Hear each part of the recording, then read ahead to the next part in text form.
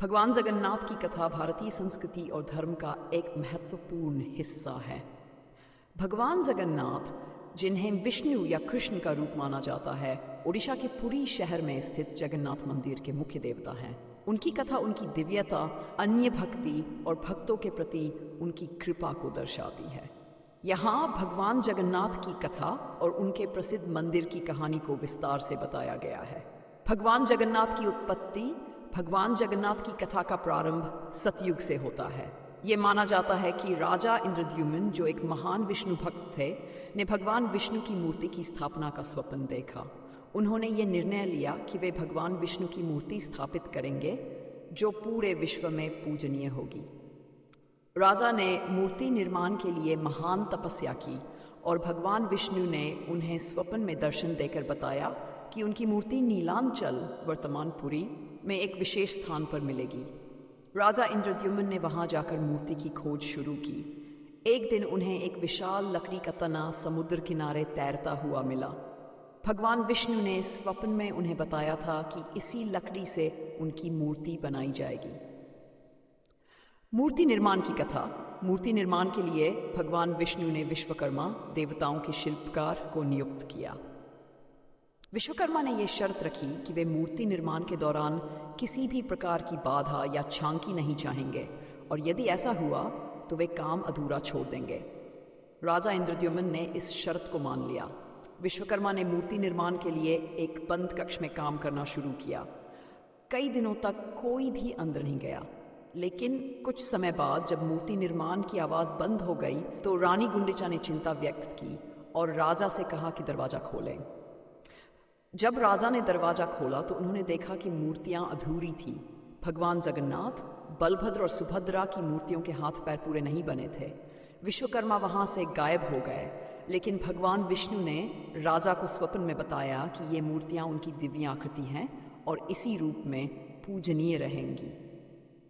भगवान जगन्नाथ का स्वरूप। भगवान जगन्नाथ, बलभद्र और सुभद्रा की मूर्तियां लकड़ी से बनी हुई हैं। ये मूर्तियां अन्य हिंदू मूर्तियों की तरह नहीं हैं, क्योंकि इनका रूप अधूरा है। भगवान जगन्नाथ की बड़ी बड़ी आंखें बिना हाथ पैर के उनके दिव्य और सरल स्वरूप को दर्शाती हैं। भगवान जगन्नाथ के इस रूप को यह समझने के लिए भी देखा जाता है कि भगवान अपने भक्तों को बाहरी रूप से नहीं, बल्कि उनके आंतरिक भावों से पहचानते हैं। रथ यात्रा की कथा। भगवान जगन्नाथ की रथ यात्रा भारत की सबसे भव्य धार्मिक उत्सवों में से एक है। ये उत्सव हर वर्ष जून जुलाई के महीने में आयोजित होता है। इस दौरान भगवान जगन्नाथ, बलभद्र और सुभद्रा को उनके मंदिर से भव्य रथों पर बिठाकर गुंडिचा मंदिर ले जाया जाता है। ये माना जाता है कि रथ यात्रा भगवान के अपने मायके जाने का प्रतीक है। गुंडिचा मंदिर को उनकी मौसी का घर कहा जाता है। भक्त इस दौरान भगवान को खींचने वाले रथों की रस्सियों को खींचते हैं, क्योंकि यह विश्वास है कि इससे उनका मोक्ष प्राप्त होता है। महाप्रसाद और भगवान की भोजन कथा। भगवान जगन्नाथ के भक्तों का यह भी मानना है कि वे सखा मित्र की भावना से भगवान के साथ संबंध रखते हैं। भगवान जगन्नाथ के मंदिर में तैयार किया गया महाप्रसाद भक्तों के बीच बहुत पूजनीय है। मंदिर में भगवान को प्रतिदिन 25 प्रकार के भोजन चढ़ाए जाते हैं, जिन्हें 56 भोग कहा जाता है। ये माना जाता है कि जब भगवान श्री कृष्ण ने गोवर्धन पर्वत उठाया था, तब उन्होंने 7 दिनों तक भोजन नहीं किया था।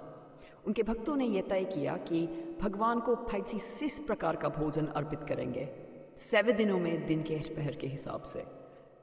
कलयुग में भगवान की कृपा। भगवान जगन्नाथ की कथा इस बात को भी दर्शाती है कि कलयुग में भगवान अपने भक्तों साथ रहते हैं। ऐसा माना जाता है कि भगवान जगन्नाथ के दर्शन मात्र से सभी पापों का नाश हो जाता है। पुरी के मंदिर में हर भक्त, चाहे वह किसी जाति, धर्म या वर्ग का हो, भगवान के दर्शन कर सकता है। ये उनकी समावेशी प्रकृति को दर्शाता है। भगवान जगन्नाथ का महत्व की पूजा न केवल भारत में बल्कि विदेशों में भी की जाती है। उनके रथ यात्रा उत्सव में लाखों भक्त शामिल होते हैं। भगवान जगन्नाथ की कथा हमें सिखाती है कि भक्ति में कोई भेदभाव नहीं है।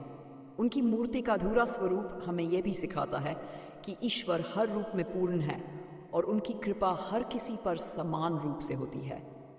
निष्कर्ष, भगवान जगन्नाथ की कथा भारतीय अध्यात्म और भक्ति का एक अनमोल भाग है। उनका स्वरूप, उनके मंदिर का इतिहास और उनकी रथ यात्रा की परंपरा हमें न केवल भक्ति का महत्व समझाती है, बल्कि ये भी सिखाती है कि ईश्वर अपने भक्तों की भावनाओं को सर्वोपरि मानते हैं। भगवान जगन्नाथ का जीवन और उनकी कथा हर उस व्यक्ति को प्रेरित करती है जो भक्ति, प्रेम और समर्पण के मार्ग पर चलना चाहता है।